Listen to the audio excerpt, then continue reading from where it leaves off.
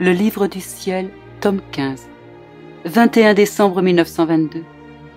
Aucune peine n'est plus amère que la privation de Jésus. Louisa se sent dans un état continu d'agonie et de résurrection. La divine volonté la garde en vie. J'étais hors de mon corps et très perturbée par l'absence de mon adorable Jésus. En fait, je me sentais torturée. Mon pauvre cœur se débattait entre la vie et la mort. Quoiqu'il me semblât que j'allais mourir, une force cachée me renforçait pour me permettre de continuer mon amère agonie. Oh, être sans Jésus, quelle situation pitoyable et cruelle. La mort elle-même n'est rien en comparaison. Alors que la mort nous conduit à la vie éternelle, la privation de Jésus fait fuir la vie elle-même. Tout cela n'était pourtant rien. Ma pauvre âme, désirant que je vive, laissait mon corps espérer retrouver la vie au moins extérieurement. À la place, je me trouvais dans une immensité sans limite. Dans cet abîme, je regardais dans toutes les directions en me disant « Qui sait, je pourrais peut-être le voir au moins à distance et me lancer dans ses bras ?» Mais tout était inutile. J'avais peur de tomber dans le gouffre. Sans Jésus, où allais-je aboutir? Qu'adviendrait-il de moi? Je tremblais, je criais, je pleurais, mais personne n'avait pitié de moi. Je voulais retourner dans mon corps, mais une force inconnue m'en empêchait.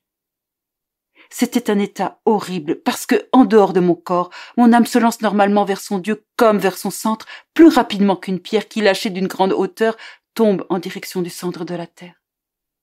C'est dans la nature d'une pierre de ne pas rester suspendue en l'air, mais de chercher la terre comme appui et endroit de repos.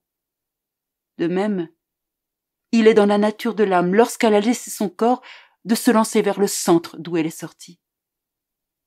Cette situation me causait une crainte et un brisement de cœur que je pourrais qualifier de souffrance issue directement de l'enfer. Pauvres âmes qui sont sans Dieu, comment font-elles?